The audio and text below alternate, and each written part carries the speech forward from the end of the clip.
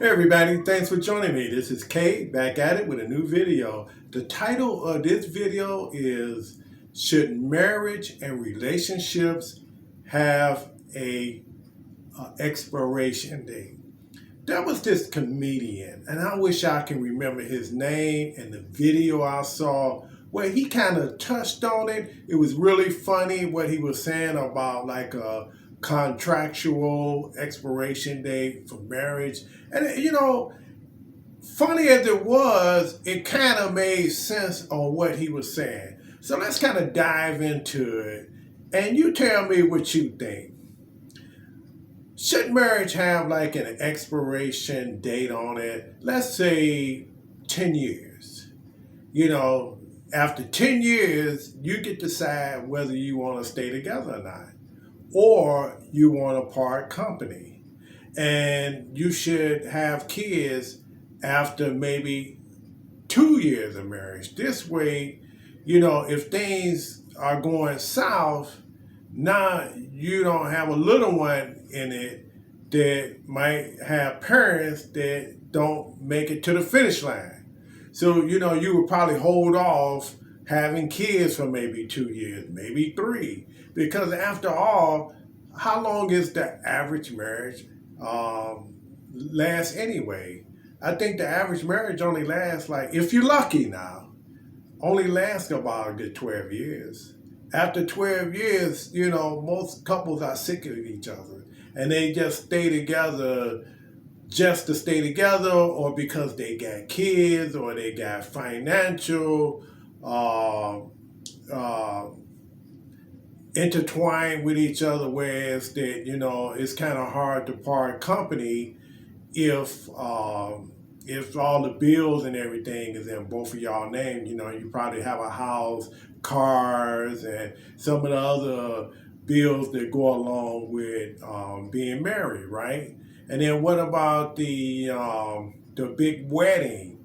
Shouldn't you have that wedding maybe after the third year or something like that? This way, you don't go into debt if it doesn't go past 3 years, because what is the average cost of a wedding? The average cost of a wedding is probably about, I would think, 15,000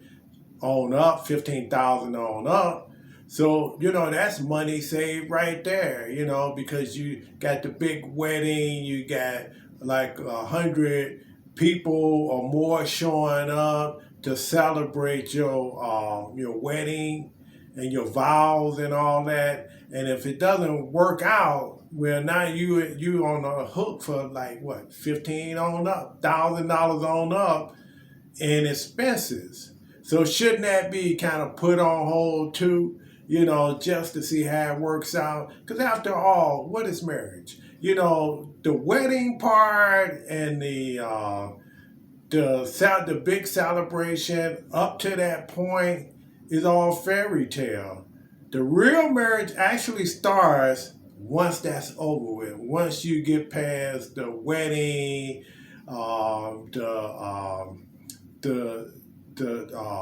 the vacation stage, where you go on your honeymoon and all that. The real wedding starts, and if you haven't lived with a person, now you get a chance to see what that person really like. I once had a good friend of mine. He say, people only show you one of their hands. They don't show you both. But when you get married or you live with someone, you get to see both. That's the same way when you're dating someone, right? You don't really know that person until you live with them or until you spend time with that person. So if you go with someone, right, it's not the same as living with them. Yeah, you're going to have your spouse in a relationship, but it's not the same when you live with someone. So it goes back to this. Should you have an expiration date on your relationships as well as your marriage? Should you put back having kids maybe 2, 3 years just to see how it works out? Should you hold off on getting that big house until you can see how y'all work together as far as paying bills? Will one gain a lot of weight? Will the other one start drinking and smoking? Or was they already doing it, but you didn't know about it until y'all got married? Because it's kind of hard to hide stuff once you live with someone. You can hide stuff when, y'all live different places, because you're not seeing each other all the time. But when you're married, it's every day, every night. So it's kind of hard to mask stuff like that. And how good are you at paying bills? Or do you pay bills? Do you have a lot of debt?